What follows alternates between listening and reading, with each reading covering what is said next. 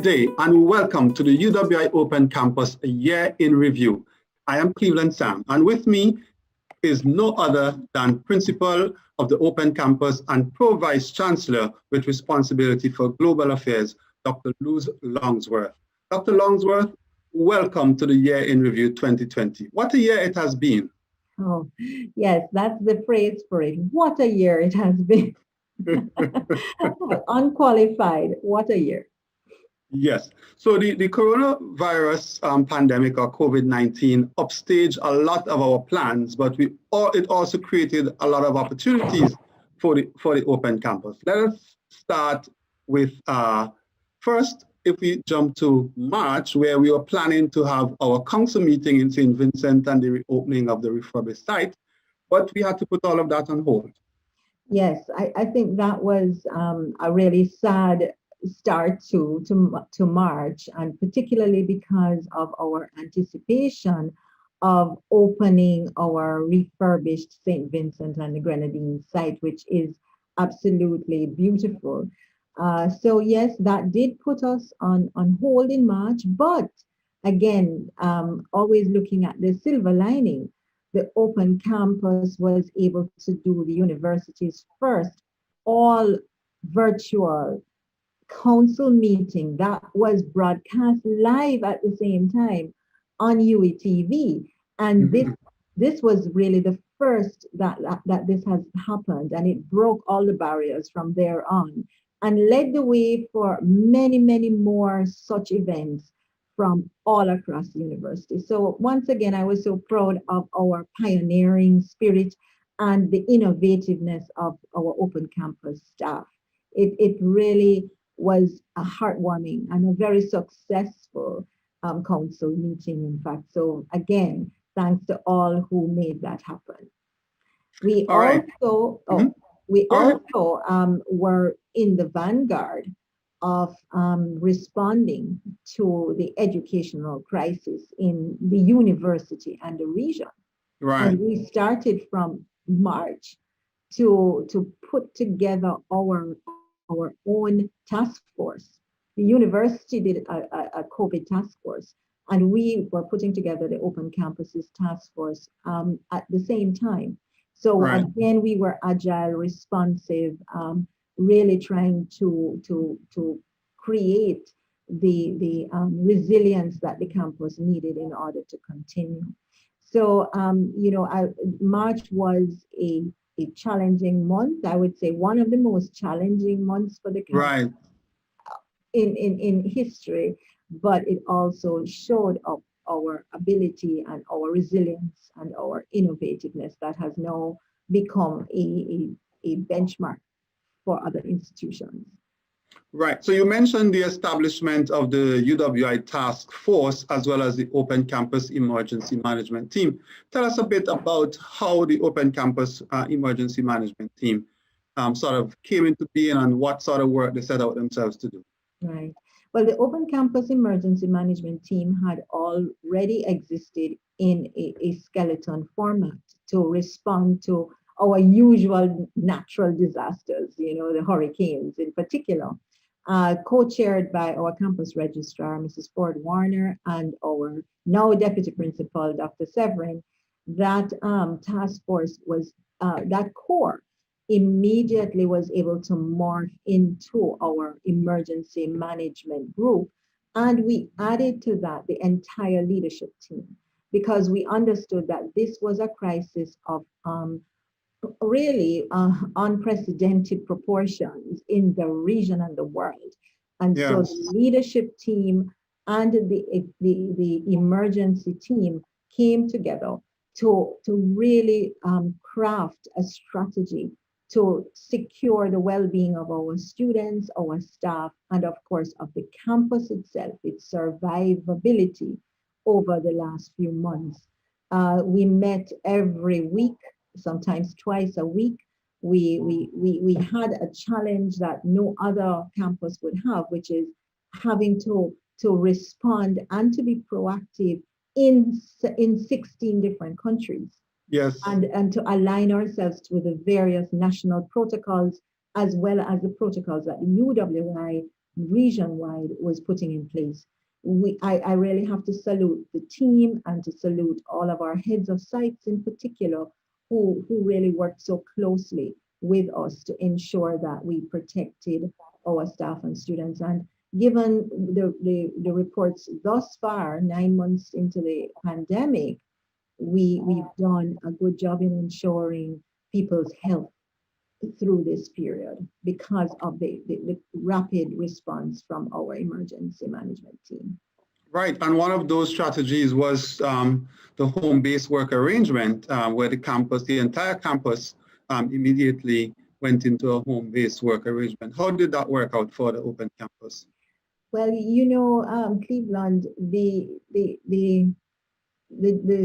joy, again, the silver lining of certain challenges that the campus has had over the years came to the fore with the COVID pandemic.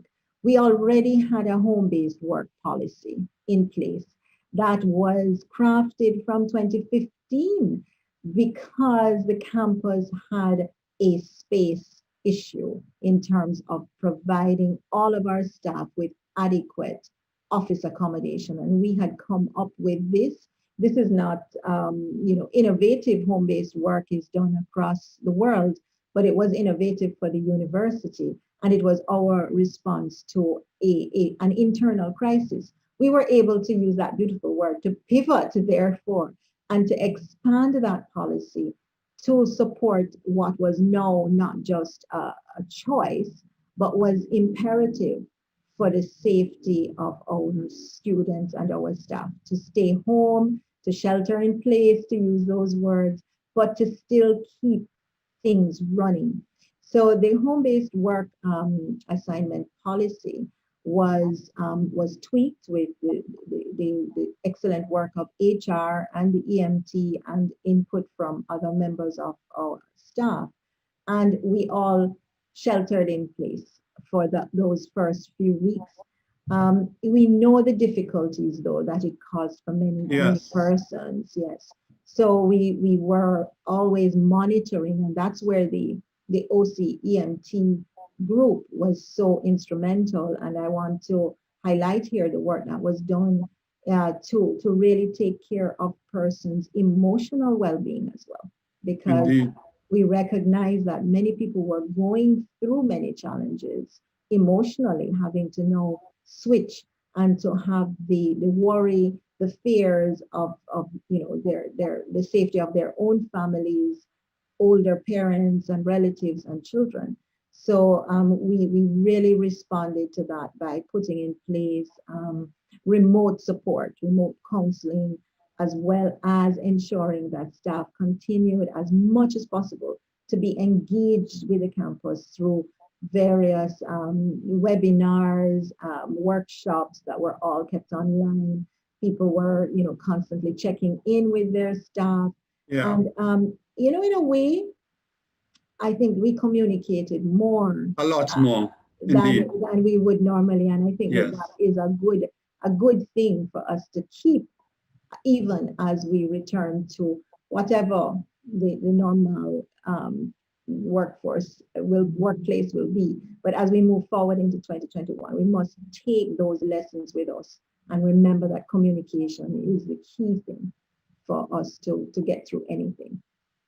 Right, and you also provided quite a bit of support to the students in many ways in terms of the counseling, as well as some financial support. You want to speak briefly about that? Yes, again, counseling, when we met, again, saluting the APAD staff and the registry staff who are directly, linked with the students for really flagging that even though we as a campus were quite resilient from the academic perspective in that, we didn't have classrooms that we had to really shut down, all those sites had to close. But the online students were able to work online, continue online. But the toll of the crisis on the individual was great. People were losing jobs, or family members were losing jobs, and there were a lot of tensions. When we met with that first meeting with the students, it was palpable the anxieties that they were experiencing. So yes, setting up the counseling line, which the students utilized quite well, reaching out to them in many other ways, but also the financial issues. So what we did, of course, was that we ensured that we were able to extend our payment plans. That was one way, but also we went aggressively looking for additional funding to help students through this period. And we were very, very pleased with the response. Staff of the open campus sacrificed their own funds out of their own salary packages to put together funds to support students. I think to the tune of about 48, almost 50,000 Barbados dollars came just from staff of the open campus.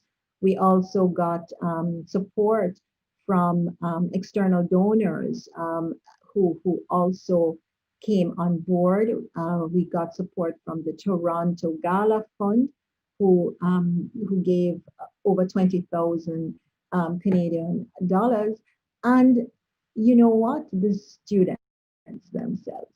And I really want to salute the Guild for also coming on board, recognizing that the pandemic having, of course, derailed a lot of their plans, utilizing their allocations to support their own student members. Again, as everyone says, the best and the worst of times. But for me, those were some highlights: the generosity, the open-heartedness of Yes. our people. Living like a family. Yes, So indeed. one of the major responses of the open campus, in fact, which has been highlighted by the entire university, is the contribution of our academic delivery department in assisting ministries of education, our sister campuses, community college across the region. You must be a very proud principal with the work that was done by APAD. Very, very proud, and really the proactive approach of the APAD leadership under Dr. Gaspard Richards was amazing. Within days of this, we had, through her initiatives and that of her team, letters sent to every Ministry of Education in the region offering support. In addition, we were, right in front, helping our colleagues at UE who had to move rapidly to emergency remote teaching, many of whom had never used any of those tools. All in all, we trained, the Open Campus alone trained 1,000 lecturers across the UWI to do this. And it was an amazing, just immediate change of culture to see people who would formerly not anticipate even, turning on a computer, teaching and getting the excellent feedback from the training. Kevin Ramsubad and his team, they worked day and night. And then, of course, we had our own open campus face-to-face courses that had to be to also be pivoted to online. So we had those as well. We had the governments of the region. We worked with the Joint Board for Teacher Education, and we trained hundreds of teachers who were again in need of this from the secondary system. We've done special projects with the government of Montserrat, government of Jamaica, government of Trinidad and Tobago to really help our teachers in particular to move into this new world. And there is so much more work to be done, but the work that was done in that short time, people were not sleeping. Amazing. Our staff were not resting. And we are grateful to them because what they have done has also cemented in the minds of many in the region the leadership role that the open campus has played, but perhaps not as visibly as this in this digital transformation era. And talk about visibility. During the pandemic, and particularly during the curfew time, we were visible every week or every other week, I would say, sometimes twice a week, with partnering with several regional and international agencies to present to persons topics relating to online education and blended learning. You yourself were also really busy because you would have been on the panel of a number of these programs. Tell us a bit about these and how did you find that the campus came forth in those panels? Well, you're right, Cleveland. I was doing a count, and I think I had done something by about September in the range of 20 odd appearances. Wow. On panels where I spoke.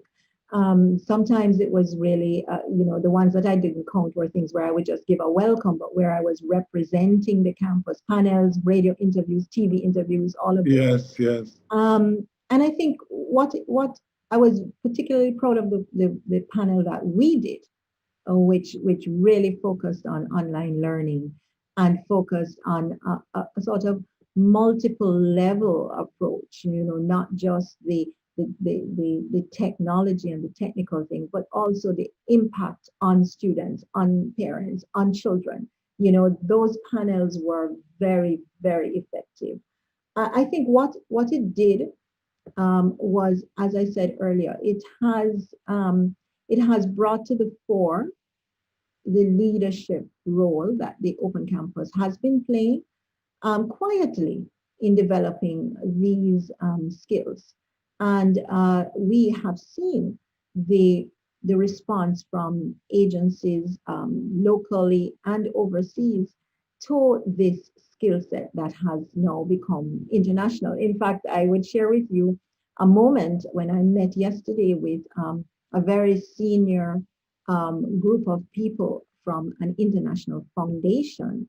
And one of the persons said to me, I saw you speak about the Open Campus, and I did not know that this was happening in the Caribbean. You are a visionary, and the you here is not you, Los Longsword. The you here is the Open Campus. We were visionary. We were always said the campus of the times, campus of the future. And now the future and the times have merged, and the people are recognizing The that. future is now. The future is now. So yeah. we are being recognized. We're being sought after by many institutions, many organizations to participate in their own digital transformation. In fact, I don't think we have the hands to do it, but it is certainly, I think, a blessing that our people, the hard work, the sacrifices that we've all had to make to keep the Open Campus really going will be paying off in the future. I know we're not seeing it right now, but it is definitely it's we are paying it forward. It's an investment, and I can be very sure that we will see the Open Campus becoming so much more central to these conversations across the world. We've already started there. When we did the year in review 2019, one of the things that you spoke about in terms of looking forward to 2020 was the rollout of the UE Global Initiative. And in fact, I think you probably got more than you bargained for because you are now the Pro-Vice Chancellor with responsibility for global affairs, which includes UE Global. Tell us a bit about that. Well, of course, the university, having been affected by the financial crisis, the economic crisis, which we must not underestimate in the region, with governments and countries showing 18% reduction in GDP over this very brief time, the university had to, of course, play its part. And we looked at where we could economize, where we could tighten, and in discussion with the Vice Chancellor, I agreed to take on the oversight for the Global Affairs Office after the retirement of Ambassador Bernal, who was heading it for the past 4 years. But what that has done is it has created a clear and organic link with the Open Campus, because the Open Campus was always, as I had said in 2019, always seen as the vanguard of that effort. But it was seen in a very sort of restricted context of a global online initiative alone. that initiative has been accelerated. It has become a central tenet of the university's revenue revolution, to quote the Right. Vice Chancellor. And the Open Campus is seen as the, the core of that, the Conduit, body as that it were. that is going to be responsible for that success. And if you extrapolate, then we are really now centered to